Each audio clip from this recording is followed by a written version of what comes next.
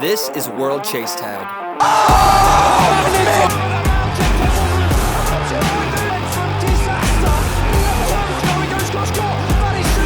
At its core, it's a pretty simple concept to follow. There's a tagger on one side of the course and an evader on the other side of the course, and the course is called the quad. The quad has a variety of different obstacles in the way, such as the loading bay, the mountain, the tilted cube, the sisters, the front line, and the starting plate. Oh, and the ridge. I think I forgot the ridge. The goal as the chaser is pretty simple. Tag the evader. The goal as the evader is simple too. Stay away from the chaser. If you can survive being chased for 20 seconds in the quad, you get a point, otherwise known as an evasion. You don't actually get points for tagging, you only get them for evading. And me and 5 of my friends went on ESPN to go compete at World Chase Tag, and this is how the tournament went. He was running out there so much, but he still managed to keep going. And my word, what? Up to the mountain, and this is looking good. And Nick Amblo with his... Nick Amblo, he slapped it in to one of the poles of the blood to take advantage of maybe a tiring night.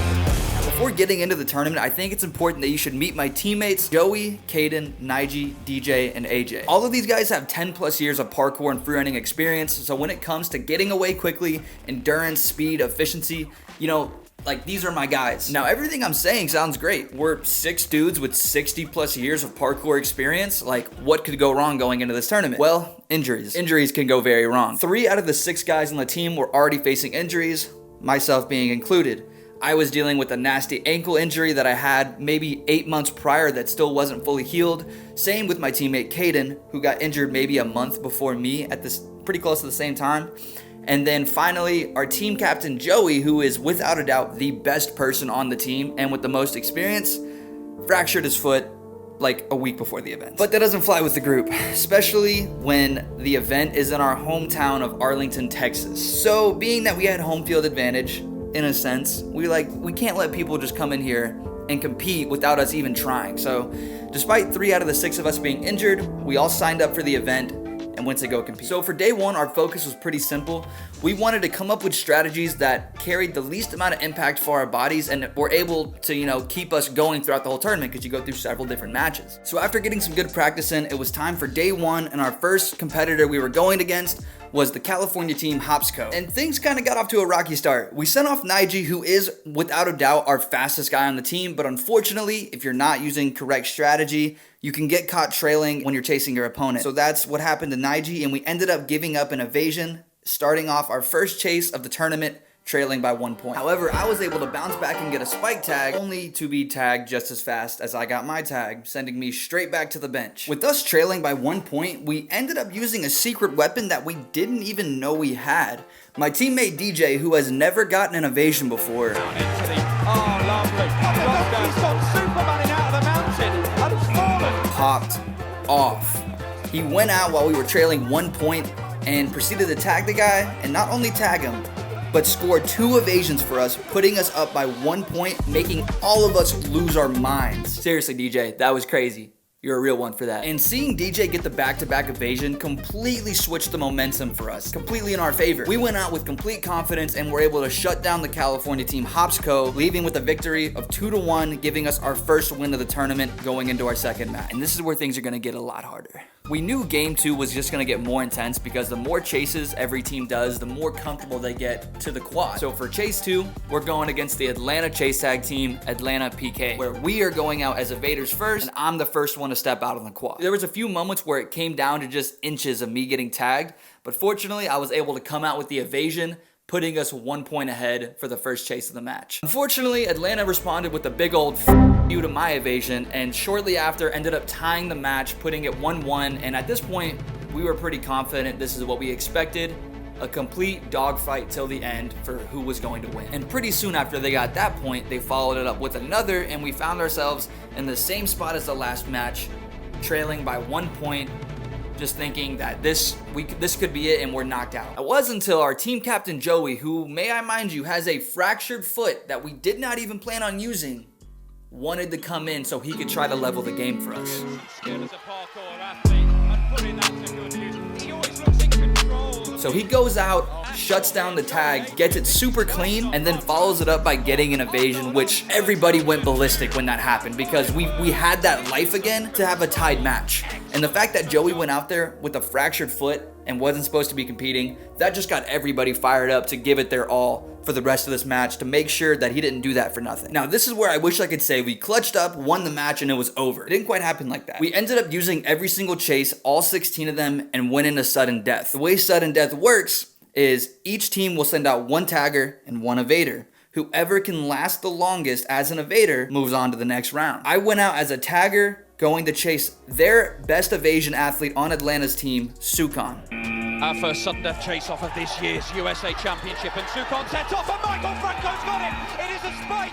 It is only less than 5 seconds, and that is a nightmare! And I remember when I saw him line up against the ridge, my first thought was, I am going to jump on top of the ridge, and wherever you run, I am jumping there, and if I get you, awesome. If I don't, it might be a game over for us. Unfortunately, things panned out in our favor. After getting the sub 5-second tag, we sent out Caden as our evader, and Atlanta sent out Gabriel as the chaser, and this is how that went. Caden only has to survive 5 seconds for them to win the match, and it looks like he's going to do it because Gabriel Payne, it was after another extremely close victory, we were definitely riding a high into our next match, but our next match was legitimately going to be the hardest one, as we were going against a team who has literally won the world championships in chase tag, and this team is called GNF. GNF are regular competitors in World Chase Tag and have been competing for years, cycling players in and out of their roster, looking for the best people for their team. And we knew this was going to be the hardest match. As I went out for my first chase against GNF, you could just see how well they moved on the quad,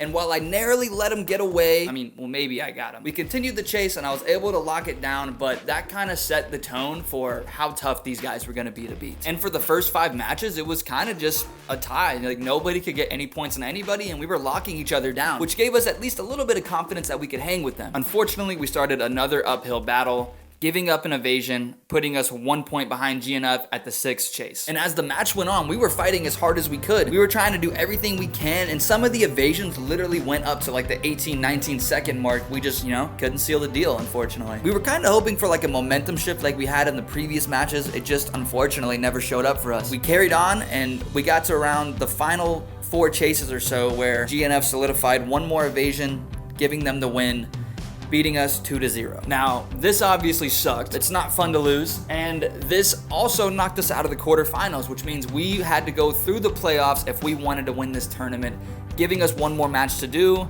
and that match was gonna go against the New York team, Empire. So this is the make or break game. Whoever loses this game goes home, and whoever wins advances on to the next round of the tournament. We were already dealing with Joey's fractured foot, mine and Caden's injured ankles, and the overall fatigue of just competing in a tournament like this. But with this being potentially our final match, we gave it everything we could.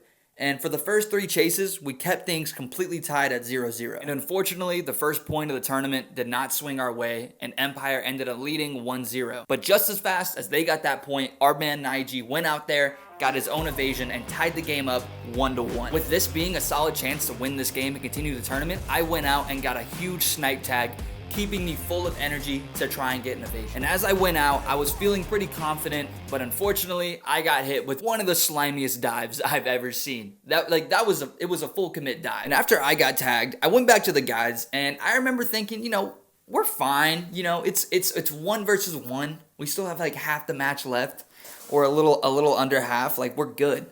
And then DJ got evaded. And then, we got a little, all right, we just got to buckle down. We're still good.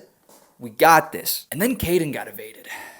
And now that we were down 2 points with like 3 chases left, we thought maybe we won't win this. And surprise, surprise, we ended up losing to Empire 3-1 in a pretty tough loss. Yeah, that one sucked. That one really sucked, and they sent us packing home. Overall, I'm still extremely grateful for the experience to go out on Chase Tag, compete on ESPN. It's a cool thing to be a part of, and I had a lot of fun doing it, and I cannot recommend World Chase Tag enough to anybody who may want to compete in it or just watch it on YouTube, which, by the way, I'm going to have them linked down below, so if you want to watch full Chase Tag videos, first link in the description. But that's the story of me and 5 of my really good friends going on Chase Tag. It was a cool experience, and I'm excited for the next opportunity. Hopefully that'll come up sooner than later. But if you guys like this video and this style of content, this was a brand new type of video for me where it's kind of like a story explain video, But if you guys like it, drop a comment, subscribe, let me know what you think about it. Peace out.